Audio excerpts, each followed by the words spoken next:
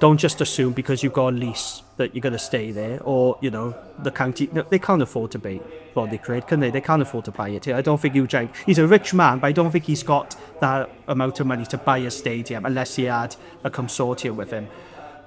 That's my concern.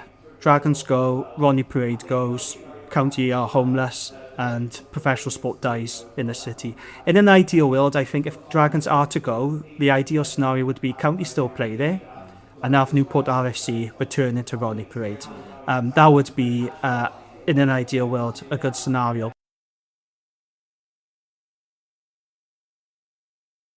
For rugby fans, I just think things are going to get worse and people are just going to stop following rugby because it's getting more and more complicated.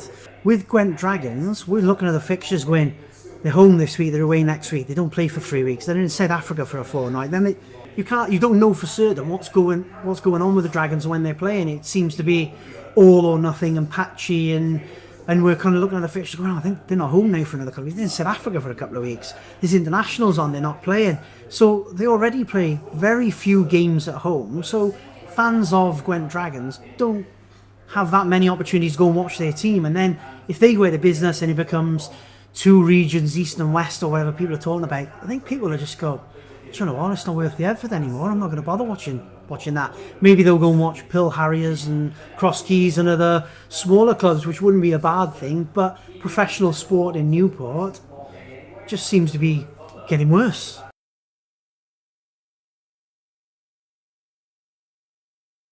The answer is that, yeah, technically the requirement is met because the Football League requirement is that there has to be a capacity of at least 5,000, of which 2,000 is seated. And Spitty Park, according to Wikipedia at least, listeners, it just about meets that requirement. It has a stated capacity of 5,058 with 3,246 seats.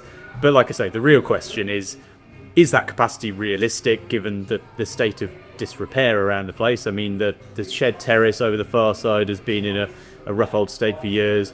And would that be a viable stadium for a league club, given how poor the facilities are? I just think it's a non-starter if Newport County have any aspiration to stay in the league. It would feel to me like the first step along a road towards reverting back into being a non-league club.